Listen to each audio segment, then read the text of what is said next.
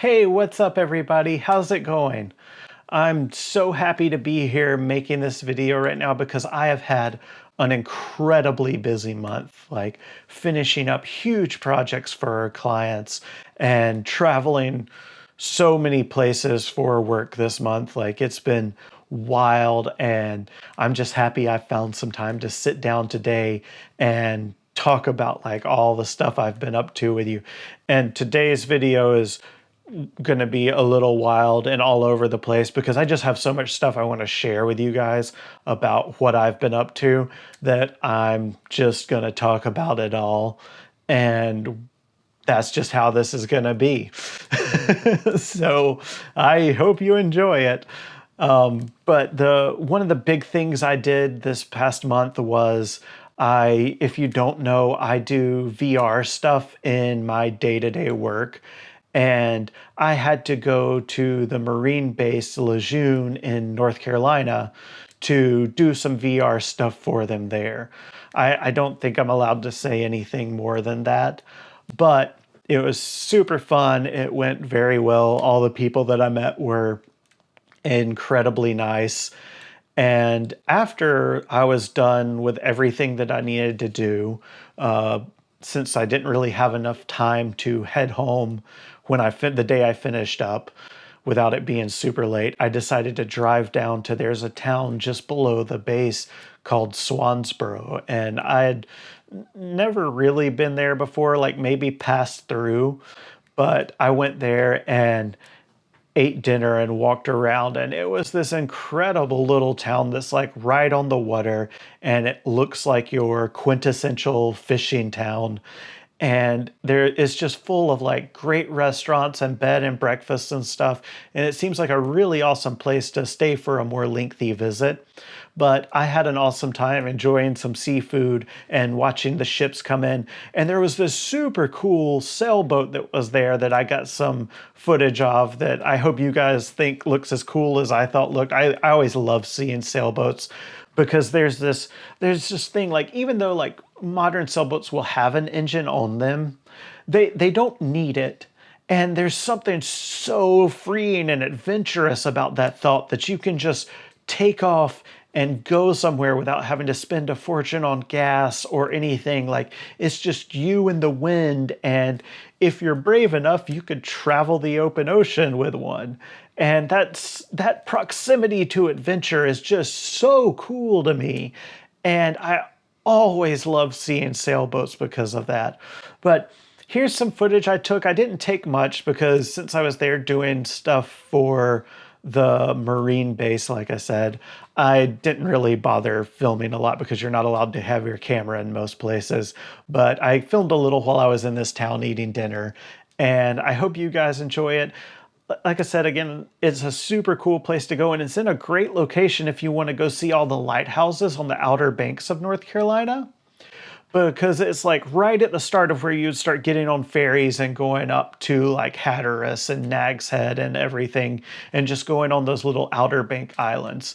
So keep it in mind, go visit it. I hope you like the video that I shot, and here you go.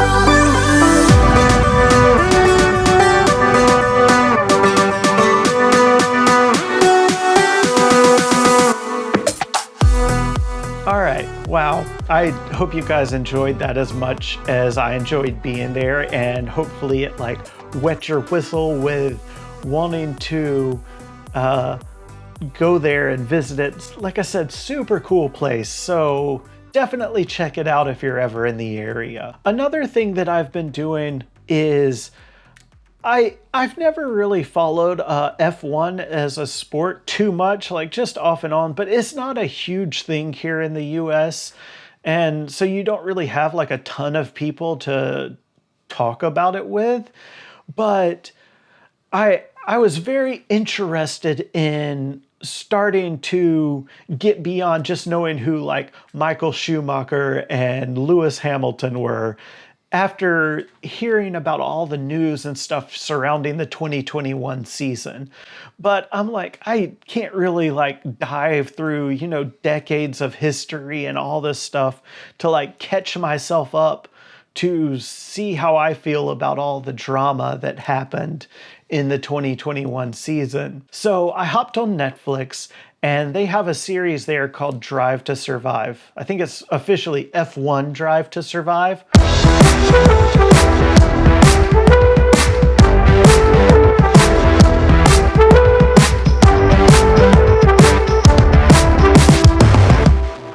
It's a really awesome show about F1. It does a great job of capturing all of the hard work that these people put in and all of the drama that's surrounding like everything, because when you're competing at such a high level and like you're with so many people that are so focused, there's naturally going to be a lot of drama surrounding everything because everyone's trying so hard to win every year. So I started with season 1 for the 2018 season and followed the Drive to Survive stuff all the way up through the 2021 season.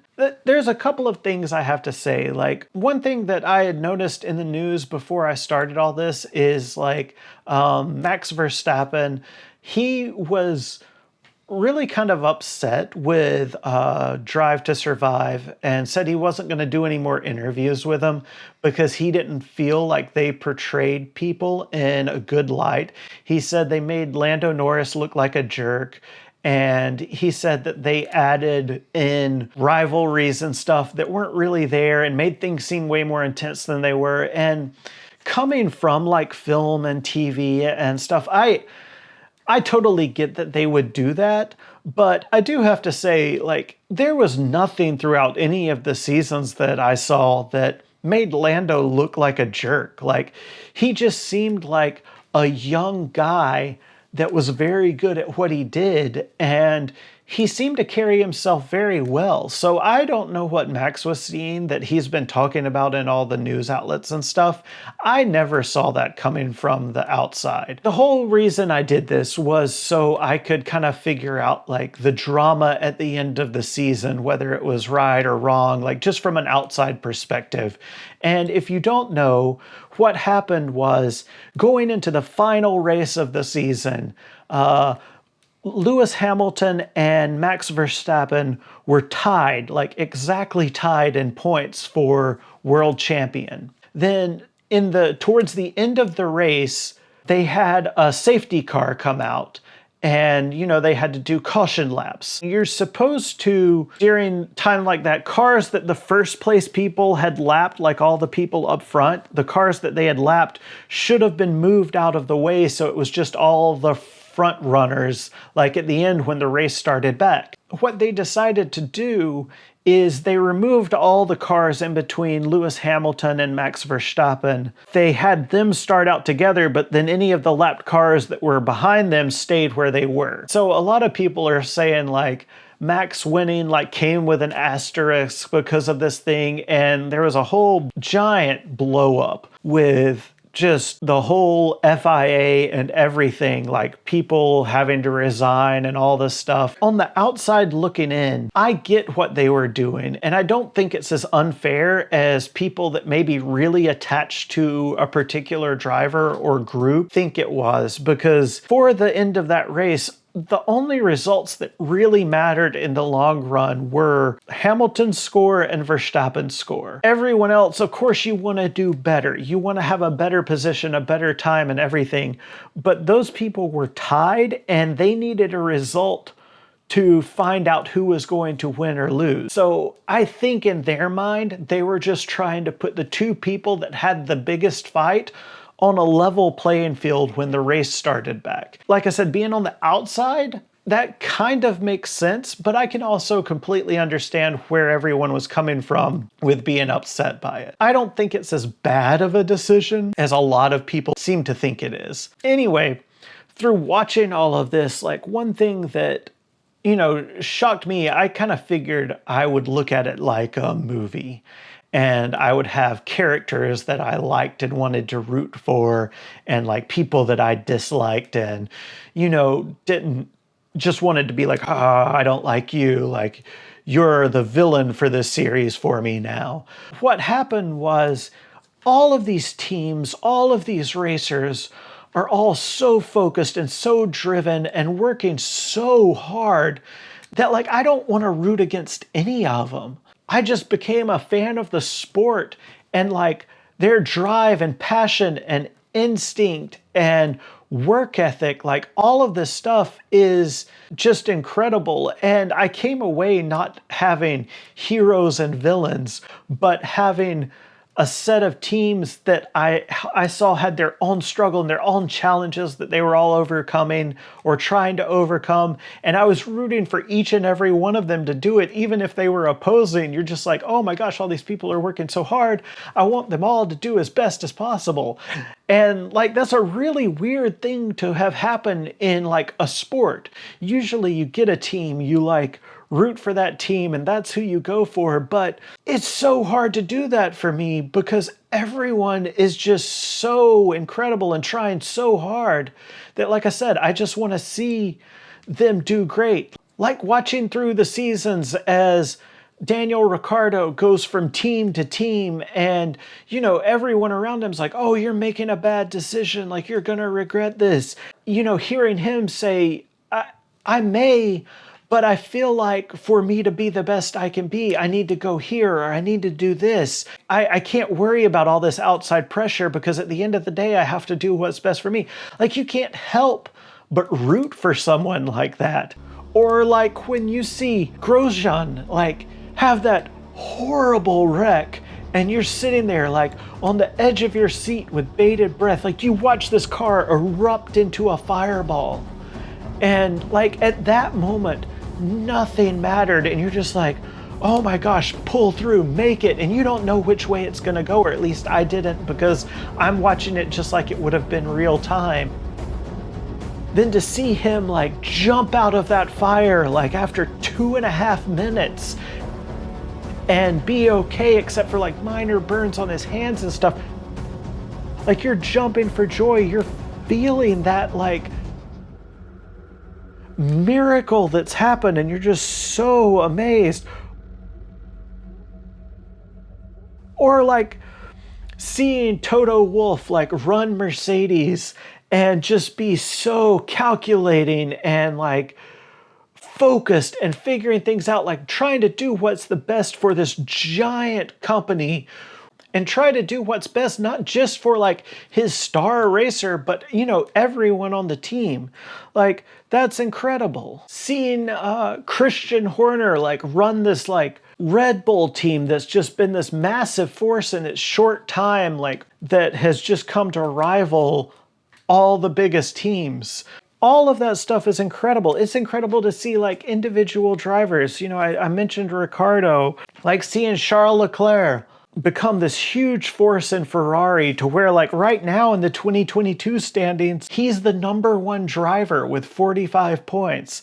And then you see Carlos Sainz, like he grows to this incredible racer and moves to Ferrari and he's like #2 in the driver standings right now. You're not rooting against any of these people. Like you're just so excited for them and you want to see what they can do. maybe that's just because of where I'm coming from, but I have to say, like, I've become a huge fan of like the sport and all of these racers and team principals and like everyone involved. And I will constantly be watching every race, rooting for all of these people now. I think that's going to make it an even more enjoyable thing to me, because for me, it doesn't matter who wins or loses. It's seeing all of these people's journeys. And again, I have to say, like, I strongly disagree with Max that it made anyone look bad. Like, Lando seems like a great guy. Through Netflix's show, he seems young and he seems like he knows what he's doing, and he's proud about that and holds himself with confidence, but never did he seem like a jerk or anything. And like, honestly, none of the racers seem like a jerk or whiny or rude. Like, they all seem like incredible people that are just driving their hearts out to fulfill like childhood dreams or lifelong dreams that they've had of being at this point in the sport. And I'm so excited to see what's next in 2022 and kind of just follow F1 from here on out. But yeah, I've become a huge fan of the sport in general and all of these individual people. So that's been a thing, that journey that I've been on like this whole month, is seeing all of this and doing all of this. And then finally, the last thing that I've done that's not work related, because I've done some, you know, really cool stuff this month work-wise, but I just can't talk about it. But I saw Moon Knight like just today, and oh my gosh, that is a great show. It's so good. Like, they did the disassociation with like the different personalities so well in the first episode, and the show was so good with this first episode. Like, I'm not going to give you guys any spoilers for it, but it made me really mad that Disney stopped doing that thing where they would release 2 episodes on the first week, because you definitely want to watch more than 1 episode of this, like, just out of the gate. And oh my gosh, I just can't wait for the rest of them. It's going to be so good. This has been all over the place, and it's so wild. I know, you know, YouTube always wants you to like niche down, niche down, niche down, and just like talk about one very specific thing. But I feel like talking to all of you, I'm just talking to friends, and I wouldn't just talk to my friends about like one specific thing all the time. And so I just wanted to share like everything that I had thoughts on right this minute. Like, if you have anything you want to say back to me, like, please put it in the comments. Like, let me know. I love talking with all of you. And like, let me know your thoughts on any of this stuff I've talked about. And I hope to see you all out there, and I hope you enjoyed this. And don't forget to like, comment, share, subscribe. Like, that kind of stuff helps me out so much, because I do all this for free just to like talk to you guys. And those little things really help me like reach more people and talk to more people and make a ton of new friendships. And that's what I want. Like, that's what the internet's always been to me, is like this huge place where I can just be friends with like people from all over the world. And so if you guys could help me out in that way, I'd be so thankful. And I hope to see you out there. Okay, bye.